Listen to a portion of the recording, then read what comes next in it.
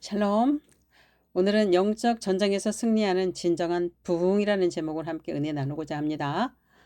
새해가 밝았습니다. 그렇죠? 사랑하는 하늘 가족 여러분, 우리는 새해 첫 예배를 드리고 있습니다. 2026년 우리 인생의 초구의 해, 우리 하늘교회 초구의 해가 될 것을 선포합니다. 지난주에 2026년 우리 교회에 주신 말씀이 바로 마태복음 6장 33절, 너희는 먼저 그의 나라와 그의 의를 구하라, 그리하면 그 모든 것을 더하시리라 라는 말씀을 주셨다고 말씀드렸고, 그 말씀에 대한 정확한 뜻을 알아보았습니다. 지금 그렇게 살고 계시죠? 네. 올 한 해를 그의 나라와 그의 의를 구하는 자로 산다면 방향성이라고 말씀드렸어요. 그렇다면 1년 후에 26년 12월을 마지막을 보낼 때 여러분들은 많이 성장해 있을 것이고 하나님의 그 은혜에 감사와 영광을 올려드리게 될 것입니다. 오늘은 그 연장선상에서 혼탁한 세상에서 우리가 어떻게 영적 전쟁에서 승리하는 부흥을 이룰 것인가, 그것을 구체적으로 알아보고 다음 주부터는 기본으로 돌아가서 하나님 나라 복음을 체계적으로 다시 하겠습니다. 물론 했지만 다시 하려고 그래요. 아직 우리 심중에 그 말씀들이, 복음에 대한 말씀들이 풀어지지 않았고 여러분들이 그걸 아직 누리지를 다 못하는 것 같아서 다시 하겠습니다. 복음으로 삶을 살아내는 은혜를 여러분들이 누리게 될 것입니다. 오늘 본문은 에베소서 5장 14절에서 16절 말씀입니다. 그러므로 이르시기를 잠자는 자여 깨어서 죽은 자들 가운데서 일어나라. 그리스도께서 너에게 비추이시리라 하셨느니라. 그런즉 너희가 어떻게 행할지를 자세히 주의하여 지혜 없는 자 같이 하지 말고 오직 지혜 있는 자 같이 하여 세월을 아끼라. 때가 악하니라. 그러므로 어리석은 자가 되지 말고 오직 주의 뜻이 무엇인가 이해하라. 술 취하지 말라. 이는 방탕한 것이니 오직 성령으로 충만함을 받으라. 네. 잠자는 자에 깨어서 죽은 자들 가운데서 일어나라고 합니다. 잠자는 자는 누굴까요? 예수를 믿는다고 하지만, 교회는 다니기는 하지만 여전히 세상과 버티며 살아가는 사람들입니다. 죽은 자는 세상에서 하나님을 믿지 않는 자들입니다. 그들 가운데서 세상 풍조를 따라다니면서 살아가는 그 잠자는 자들에게 빛을 비추라는 거예요. 그리스도께서 빛을 비추신다는 거죠. 네. 그래서 우리가 어떻게 행할지 자세히 주의하여 지혜 없는 자 같이 하지 말고 오직 지혜 있는 자 같이 하라 그래요. 이 지혜는 누구예요? 바로 예수님이잖아요. 예수님을 나타나라는 뜻입니다. 세월을 아끼라. 때가 악하니라. 때가 악해요. 이제 마지막 때에 가까이 가고 있어요. 그때 세월을 아껴서 우리가 믿음 안에서 말씀에 집중하고 하나님께 집중하라고 말씀하고 있어요. 그래서 어리석은 자가 되지 말고 하나님의 뜻이 무엇인지 알라 이거죠. 방탕한 생활을 하지 말라. 술 취하지 말라. 취하다, 성령 충만하다 같은 언어예요. 언어를 보면 지배받다 이거예요. 술에 지배받지 말고 세상에 지배받지 말고 하나님 성령님께 통치를 받아라. 그게 하나님 나라잖아요. 그래서 오직 성령으로 충만함을 받으라 라고 말씀하고 있습니다. 성령이 아니시면 우리는 살아갈 수가 없습니다. 예수님은 포도나무 우유는 가지이기 때문에 포도나무에 붙어 있지 않으면, 성령님의 통치 안에 있지 않으면 살 수가 없다라고 분명히 말씀하고 있습니다. 2025년에 우리는 변화되고 성장해야 하며 그리스도 안에서 말씀대로 생각하고 말씀대로 말하고 말씀대로 이루어진 것을 상상하고 그 느껴진 것들을 행하라라고 많이 말씀을 드렸던 것으로 기억합니다. 그렇게 말씀드렸던 것처럼 또 진리의 말씀이 기준이 되고 하나님의 성품이 나타나는 걸 가지고 분별하라고도 여러 차례 말씀을 드렸습니다. 성령님의 인도함을 받으면, 우리 안에 말씀으로 가득 채워져 있으면 그냥 저절로 분별이 되고, 그리고 우리 삶의 부흥이 일어날 수밖에 없습니다. 우리의 부흥은 삶 속에서 하나님을 나타내는 거잖아요. 늘 성령 충만함으로. 그죠? 세상은 너무 빠르게 변화되고 있다는 것을 느낍니다. 저도 AI를 쓰고 있지만 하루가 다르게 새로운 것들이 쏟아지고 있습니다. 세상의 풍조를 다 따라가고 있어요. 앞서 나가는 과학이 발달해서 앞서 나가는 첨단 산업 기술들이 막 발달이 되면 그게 돈이 된다 하면 이 나라 저 나라 다 따라갑니다. 만몬의 영이 지배를 하고 있는 거죠. 얼마 전에 말씀드렸던 것처럼 유튜브에는 AI가 만든 가짜 정보들이 많아진 것을 볼 수 있습니다. 이렇게 가짜와 진짜를 구분하기 힘든 시대에 우리가 살고 있고요. 진리가 왜곡되어져 전해지는 그런 곳도 굉장히 많습니다. 그런 시대에 우리가 살아가고 있는데 어떻게 분별하여 진짜와 가짜, 진리와 비진리를 분별하여 살아갈 수 있을까? 오늘 이 부분에 대해서 함께 알아보기 원합니다. 첫째는 세월을 아낍시다. 때가 악합니다. 시대를 분별하시기 바랍니다. 성경은 때가 악하기 때문에 세월을 아끼라고 말씀하고 있습니다. 과학의 발달은 아주 가속도가 붙어서 우리가 상상할 수 없는 속도로 지금 진화하고 있습니다. 과거에는 조상님들이 배운 지식을 손자가 그대로 써도 문제가 없었어요. 그렇지만 지금은 얼마나 빠른가 하면 대학에서 배운 전공 지식이 졸업할 때쯤이면 이미 구식이 되어버린다라고 말할 정도예요. 컴퓨터의 성능은 2년에 2배씩 좋아진다는 무어의 법칙도 이제는 옛말이 되어버렸습니다. 훨씬 속도가 빨라졌기 때문입니다. 최근 AI 모델들의 학습 능력과 연산량은 약 3, 4개월마다 2배씩을 증가하고 있다고 해요. 2년마다 2배씩 늘어나는 일반적인 컴퓨터 하드웨어 발전 속도보다 7배가 빠른 속도입니다. 보급되는 것은 어떨까요? 보급의 속도는 과거에 자동차, TV, 휴대폰이 대중화되는데 수십 년이 걸렸다면 챗 GPT는 단 5일 만에 100만 명의 사용자로 돌파됐어요. 그리고 2개월 만에 1억 명을 돌파했습니다. 엄청 빠른 속도로 확산이 되고 있습니다. 지식의 총량이 2배로 늘어나는 시간을 한번 보겠습니다. 1900년 이전에는 인류가 탄생을 해서 1900년 이전에는 약 1500년에 걸쳐서 지식의 총량이 2배로 증가를 했습니다.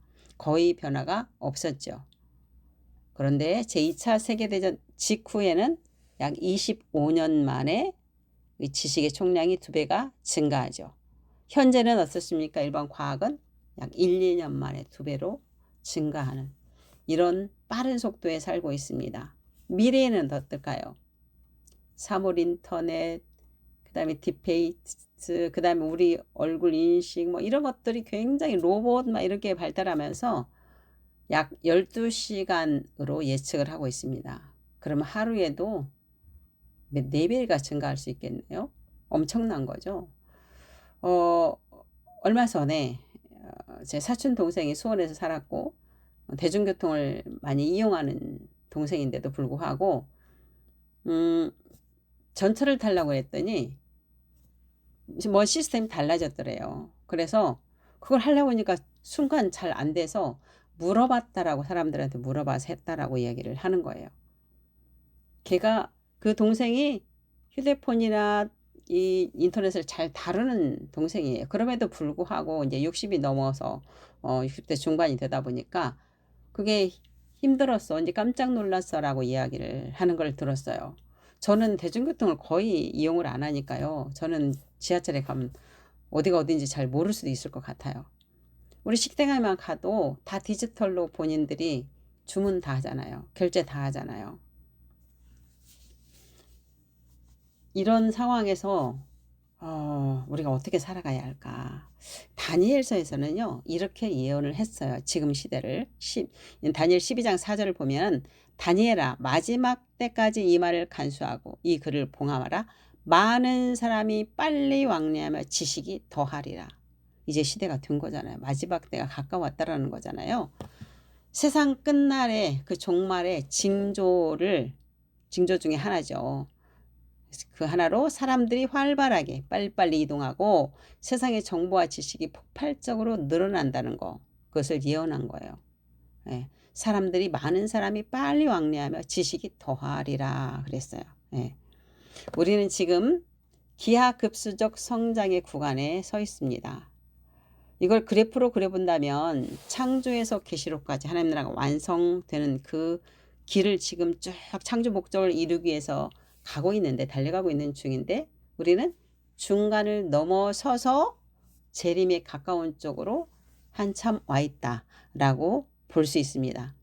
그래서 과거에는 계단처럼 하나하나로 성장을 했다면, 그렇게 변화가 됐다면, 지금은요, 기하급수적으로 2, 4, 8, 16 이런 식으로 폭발하게 변화되는 시점입니다. 그래서 5년 전의 세상과 지금이 너무나 다르고, 다가올 10년은 지난 50년의 변화보다 더 클 것이라고 예측하고 있습니다. 그래서 손장로님께서는 2026년이 기점으로 제2단계 영적 전쟁이 일어나는 시대가 되었다라고 말하고 있습니다. 말씀하십니다. 1차는 인류 역사에서 2025년까지는 개개인이 현상에 집중해서 하나님과 생명적인 관계를 갖지 못하도록 마귀가 방해를 했다면, 이제 26년부터는 2차는, 물론 3차는 적그리스도가 나타나는 시기겠죠. 2차는 이 과학의 발달로 인해 가지고 그들이 내가 그들을 주도하는 것이 아니라 사람들을 주도하려고 하는 그런 경향이 굉장히 많고요. 그리고 통제하는 이런 것들이 나타나게 됩니다. 그래서 뭐 화폐를 단일화한다든지 단일 정부를 세우려고 한다든지, 어쨌든 우리 안면 인식으로 해서 한다든지, 이제 공항도 다 그렇게 한다고 얘기를 하대요. 그러면 복잡한 절차 거치지 않고 그냥 내 안면 인식이나 이런 걸로 쑥 다 우리의 정보가 다 나오니까 그냥 들어가게 빠르게 통과할 수 있도록 공항도 다 이렇게 한다라고 합니다. 이런 시스템으로. 그러니까 편리하고 좋은 면은 있지만, 우리가 영적으로 보면 정말 좋지 않는 일이 지금 벌어지고 있어요. 마지막 때의 현상들이 벌어지고 있다라고 보아지는 것이에요. 그럼 우리는 어디쯤 와 있나요? 지금은 챗 GPT가 어떤 이미지 생성하고 특정 분야를 알아내고 뭐 정보를 막 찾아주고 뭐 이런 것들, 뭐 그 알파고가 그 바둑 뛰었던 것은 옛날 일이 되었지만, 지금은 어쨌든 그런 것으로 굉장히 많이 발전되고 있어요. 그러면 이것이 발달을 해서 가까운 미래에는 어떤 일이 있을까요? 가까운 미래에는 범용 AI, AGI죠. 즉 인간처럼 스스로 생각하고 배우고 다양한 문제를 해결하는 이런 일이 곧 다가올 것이라고 예측하고 있습니다. 전문가들은 2029년에서 2030년대 초반이면 이 단계에 도달할 것으로 지금 예측하고 있어요. 얼마 안 남았어요. 그렇죠. 엄청 빠른 속도로 변화되고 있기 때문에 결국은 이런 것으로 사람이 지배를 당하고 그를 따라갈 수밖에 없는 상황이 벌어지게 된 거예요. 그리고 먼 미래에는 초지능 ASI, 그래서 모든 분야에서 인류 전체의 지능을 합친 것보다 수백 배 똑똑한 단계에 이르는 뭐 이런 것도 예상을 하긴 하더라고요. 이 부분에 있어도 해결하지 못한 암 정복이나 이런 것도 더 좋은 방향으로 발달을 하겠죠. 그렇지만 꼭 좋은 것만 있을까요? 아니죠. 오히려 이것들이 가상현실, 우리 공상과학 만화영에서 보았던 것처럼 사람을 공격할 수가 있어요. 사람이 이용받을 수 있어요. 오히려 이런 것 때문에. 이런 변화가 우리에게 독이 될까 득이 될까를 고민해야 할 때가 왔습니다. 이게 영적 전쟁이에요. 네. 그렇다면 편리하다고 아무런 생각 없이 그걸 따라가는 것이 아니라 우리는 말씀으로 그리스도 안에서 하나님의 생명적인 관계를 하고 성령님의 인도함을 받아서 오히려 그런 과학의 발달을 우리가 이용해서 하나님 복음을 전하는데 사용해야 되는 거예요. 그 발달을 나만 구석기처럼 나는 안 할래 이렇게 한다고 해서 되는 게 아니죠. 오히려 그거를 하나님 말씀을 전하는데 우리가 사용해야 되는 것입니다. 네, 앞으로 펼쳐질 이런 일로 인해서 구체적인 변화들이 뭐냐? 노동의 종말과 새로운 기회. 언제나 양면성이 있어요. 좋은 것이 있으면 나쁜 것도 반드시 있습니다. 같은 어떤 정책이 있어도 그렇고 과학의 발달도 그렇고 모든 것이 그렇습니다. 자, 로봇이 많이 발달돼서 기업들이 로봇으로 일을 대체를 해버린다면 노동의 종말이 오죠. 그만큼 일자리가 줄어들겠죠. 그러나 이 과학의 발달을 힘입어서 창의력을 발전시키고 자기 창의력을 최대한 발휘해서 그런 쪽으로 일을 찾는다면 또 좋은 기회를 얻는 사람도 있겠죠. 과거의 산업혁명이 인간의 근육을 대신했다면 인간의 힘을 대신해서 그 기계들이 일을 했잖아요. 근데 AI 시대는 인간의 두뇌를 이제 대신하는 거예요. 그래서 단순 반복 업무뿐만이 아니라 법률 분석, 진단, 코딩, 그 심리적 상담 이런 것도 다 나와 있어요. 이런 전문 직업도 지금 AI가 주도하게 되고 있고요. 제가 데이터 라벨링 공부를 좀 해봤는데 데이터 라벨링이라는 것은 AI가 학습할 수 있도록 데이터를 가공하는 그런 작업이에요. 제가 그걸 공부를 하고 그 직업으로 돈을 벌까를 생각하고 사실은 배웠는데 그 직업으로 내가 훈련되고 숙련되고 돈을 벌어서 할 때까지는 매일매일 아침에 저녁까지 하루 종일 그것을 해야 되는 상황이더라고요. 그러면 돈은 많이 벌 수 있어요. 근데 제 직업이 본 직업이 목회자이고 제가 사역을 해야 되기 때문에 그것은 제가 포기를 했습니다. 일하는 것은. 이렇게 하다 보면 일하지 않아도 되는 시대를 맞이하는 사람들도 있을 것이고 또 새로운 창의적 직업을 열어가는 시대가 또 그런 사람들도 있어요. 그렇다면 나중에 일하지 않고 어떻게 살아? 이런 사람들도 AI에서 돈을 벌어서 과학의 발달로 돈을 버는 것에 대해서 국가에서 또 국민들을 기본소득은 줘야 될 거 아니에요. 이것을 미리 지금 핀란드, 독일, 미국 등에서 기본소득을 주는 실험들을 하고 있더라고요. 찾아보니까. 이제는 우리가 선택하고 주도하는 삶보다 과학의 힘에 의해서 우리가 끌려가는 시대, 우리가 지배받는 시대, 사람들이 통제하는 시대로 점점 가고 있다는 거예요. 유튜브를 보면 알 수 있어요. 내가 하나를 선택해서 보면 알고리즘에 의해서 그와 비슷한 것들이 계속 뜨게 되는데 그 정보에만 전부인 줄 알고 계속 보고 있는 그런 사람들이 있다라는 거죠. 그러면 다른 걸 볼 수가 없습니다. 이 AI는 질문을 잘하는 사람이 성공하는 거예요. 네. 본인들이 그걸 이용할 수 있어야 되잖아요. 근데 이용하는 것이 아니라 끌려가는 거예요. 그러면 그 정보 내에서만 갇혀 있는 사람이 되고 맙니다. 두 번째는 그리스도 안에서 성령의 인도로 거짓과 미혹을 이걸 분별해야 합니다. 이런 상황에서 우리는 그냥 당하고 끌려가는 것이 아니라 우리가 주도적으로 그것들을 분별해서 하나님 나라를 하나님 나라 복음을 전하는데 사용해야 되겠죠. 그러려면 성령님의 인도함을 받아야 됩니다. AI로 만든 가짜 뉴스나 딥페이크는 전문가도 속을 만큼 정교해질 거예요. 지금도 사실은 구분하기가 굉장히 많이 힘들어요. 이때 그리스도인이 가져야 할 분별의 기준이 있습니다. 첫째는 어디에서 나온 그 근원을 확인해 보십시오. 누가 말하고 공신력 있는 건지 알아보셔야 됩니다. 가장 아날로그 방식인 것 같지만 확실한 방법입니다. 자극적인 영상이나 정보가 올 때 이렇게 자문해 보십시오.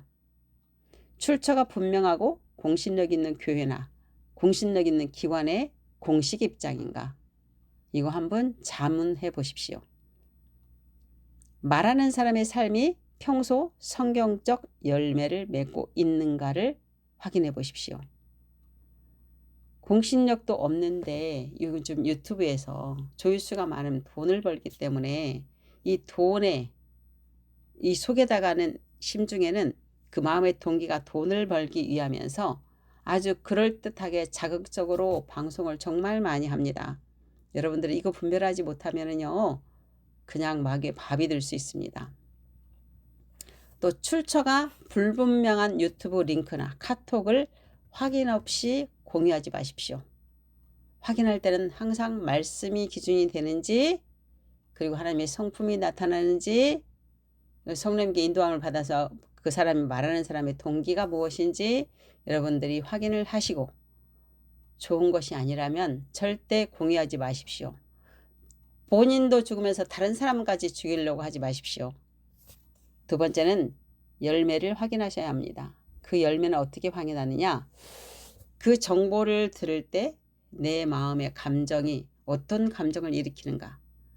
하나님의 그 성품의 감정이 일어나는지 아니면 불안, 공포 이게 일어나는지를 확인하시면 알 수 있습니다. 하나님의 말씀은 우리를 회개와 의와 평강과 희락과 사랑으로 인도합니다. 네, 내가 회개를 하게 되고 의와 평강과 희락과 사랑이 나한테 느껴지고 긍휼함이 느껴지고 한다면 그건 하나님의 말씀에 근거한 옳은 것일 것입니다. 반면에 거짓 뉴스는 곧 망한다. 우리나라가 뭐 IMF가 온다. 뭐 돈이 휴지 조각이 된다. 뭐 공산화가 된다. 별소리가 다 나오더라고요. 또 이건 모르면 큰일 난다. 이렇게 하면 지옥에 간다. 이렇게 잘못하면 하나님이 너한테 벌 내린다. 이런 엉뚱한 소리. 예. 이런 식의 공포와 불안과 염려를 느끼게 해주는 거. 이것은 다 거짓 뉴스, 거짓 정보입니다. 특정 대상을 악마화하고, 그렇죠? 그 사람은 그 사실도 모르면서 계속 악마화를 시키는 경우가 있더라고요. 증오를 부추기고 혐오와 분열을 일으키는 것은 마귀의 속성입니다. 마귀의 속성입니다. 사람은 완벽한 사람 아무도 없어요. 다 흠이 있고 장단점을 가지고 있어요. 언제나 말씀을 기준으로 성령의 열매, 사랑과 희락과 화평 이런 열매가 맺게 하는가를 보시고 분별하십시오. 아무리 그럴듯한 말을 해도 그 속에 사랑이 없으면 아무 소용이 없습니다. 우리는 꽹과리라고 분명히 말씀하고 있습니다. 세 번째, 우리의 심중을 말씀으로 채우시고 하나님의 영광으로 채우십시오. 우리 심중이 하나님 영광으로 가득 차 있고 말씀으로 차 있다면, 하나님 나라가 이루어졌다면, 통치가 이루어졌다면 어떠한 미혹에도 우리는 넘어가지 않습니다. 은행에서 위조 지폐를 감별하기 위해서 교육을 시킬 때 위조 지폐를 가지고 교육시키지 않는다고 합니다. 위조 지폐는 보여주지도 않고 진짜 지폐를 수만 번 만지면서 감각을 익힌다고 해요. 왜요? 진짜를 알면 가짜가 빨리 보이거든요. 정보의 홍수 시대 속에서 말씀만이 진리입니다. 진리인 말씀이 우리 심중에 가득하고 그리스도 안에 있으면 진짜와 가짜를 바로 분별할 수 있습니다. 왜요? 성령님의 인도함을 받기 때문입니다. 성령님께서 인도하시면 그냥 보는 즉시 알아져요. 내가 알려고 노력하는 것이 아니라 그냥 알아져요. 성령님이 내 심중에서 말씀하시거든요. 감동을 주시거든요. 네, 진정한 부흥은 하나님과 더 깊은 관계, 더 친밀한 교제로 들어가는 것입니다. 늘 그리스도 안에서 성령님의 인도함을 받으면서 하나님을 나타내고 하나님의 지혜와 탁월함이 나타나야 하잖아요. 그건 당연히 하나님과 친밀함에서 나오는 거고요. 네. 기술은, 과학기술은 우리가 편리하게 사용하고 하나님 나라의 복음을 전하는데 유용하게 우리가 먼저 사용을 해야 돼요. 그렇지만 이 기술이 우리 영혼은, 우리 영혼은 오직 기술로 되는 게 아니에요. 오직 변치 않는 하나님의 말씀 위에 굳게 서야 돼요. 굳게 서야 합니다. 세 번째는 진정한 부흥은 3터 1터에서 지속되는 거예요. 그 부흥이. 자, 이런 시대를 살아가는 우리에게는 과연 하나님과 친밀한 교제로 성령님의 인도함을 받고 살아가려면 어떻게 해야 할까요? 어떻게 해야 할까요? 과거의 부흥이 양적인 팽창이었잖아요. 막 모여서 기도하고 찬양하고 모여 이렇게 오게 되고, 그리고 회개가 일어나고 평양 대부흥이랑 미국의 에즈베리 부흥이랑 그렇잖아요. 그런데 그 부흥이 지속하지 못한다는 것이 문제가 있는 거죠. 지속한다면 계속 그 부흥의 뒤에 말도 나왔을 거예요. 근데 그렇지 않았거든요. 진정한 부흥은 영적 본질로 회귀하는 거예요. 돌아오는 거예요. 그게 뭐예요? 우리가 존재적 변화가 이미 이루어졌다. 우리 정체성, 그죠? 그리스도 안에 있는 자신의 정체성을 정확히 인식하고 그리스도 의식으로 살아가는 거. 그럴 때 하나님의 능력과 탁월함과 지혜가 나타나는 거잖아요. 하나님을 나타내는 것이고, 그죠? 정보가 아닌 생명의 말씀으로 깨워서 기도하고 성령님의 인도함을 받는 인격적 만남, 하나님과의 친밀한 교제가 있어야 하는 것입니다. 우리의 몸과 삶을 통해서 그리스도 향기가 나타나야 돼요. 주위의 영향력을 끼쳐야 됩니다. 그분의 본성이 우리 삶에서 나타나야 합니다. 모든 것을 사랑으로 해야 합니다. 디지털 기술은 사람을 연결하지만 역설적으로 인간을 고립시킵니다. 혼자 있지 마십시오. 혼자 신앙생활 못합니다. 함께 영적 공동체가 함께 모여야 합니다. AI가 대체할 수 없는 진정한 사랑, 그 하나님의 사랑으로 서로 돌보고 권면하고 또 용기 주고 이렇게 가족 공동체가 있어야 됩니다. 영적 가족 공동체예요. 그래서 서로가 교제하고 나누고 해야 됩니다. 그렇게 살아가야 돼요. 그래야 이 2단계 영적 전쟁에서 우리가 미혹받지 않고 살아갈 수가 있습니다. 네 번째는 깨어서 우리가 영적 파수꾼이 됩시다. 14절, 오늘 본문 14절 말씀입니다. 그러므로 이르시기를 잠자는 자여 깨어서 죽은 자들 가운데서 일어나라. 그리스도께서 너에게 비추이시리라 하셨느니라. 이게 파수꾼의 역할입니다. 자, 파수꾼은 망루에 서서 적이 오는지 안 오는지 봤다가 적이 오면 나팔을 불어서 위험을 알리는 사람이에요. 예. 그럼 우리 영적 파수꾼은 무엇일까요? 공동체 자신의 영적 상태를 살피고, 그죠? 공동체와 자신의 영적 상태를 살펴봐야 돼요. 그리스도 안에서 보셔야 돼요. 성령으로 보셔야 돼요. 그리고 주의 하나님의 빛을 비추는 사명을 우리가 있습니다. 그 사명을 감당하는 거예요. 그렇게 보았다가 잘못 가고 있어, 위험하네, 그랬을 때 빨리 말씀으로 해주셔야 됩니다. 시대의 흐름을 읽는 영적 통찰력을 갖고 있어야 돼요. 성령 안에 성령님이 임하시면 그 통찰력이 가능합니다. 세상의 문화나 가치관 속에서 무엇이 하나님의 뜻인지, 무엇이 영적으로 해로운지를 민감하게 분별하는 것이 파수꾼의 할 일입니다. 그래야 위험으로부터 나팔을 불죠. 그죠? 지금이 어느 때인지 영적 시기를 잘 파악하고 다가올 위험이나 또 기회가 있다면 미리 준비해야 하고, 그리고 예수님의 재림을 준비하는 깨끗한 신부로 준비되어 가는 일을 해야 합니다. 영적으로 나태해지거나 도덕적으로 무감각해지지 않도록 늘 자신을 점검해야 합니다. 나 자신뿐만 아니라 가족, 교회, 나라를, 세계를 위해서, 선교를 위해서 영적인 울타리를 치는 기도의 파수꾼 역할을 해야 합니다. 중보기도 하십시오. 파수꾼의 가장 큰 책임은 적이 올 때 나팔을 불어서 경고하는 것이라고 했습니다. 그렇다면 죄의 위험이나 잘못된 길을 가는 이들에게 사랑의 마음으로 권면하고 진리의 말씀을 전해야 합니다. 누군가 위험에 처해 있을 때 침묵하지 마십시오. 마땅히 해야 할 말을 전하십시오.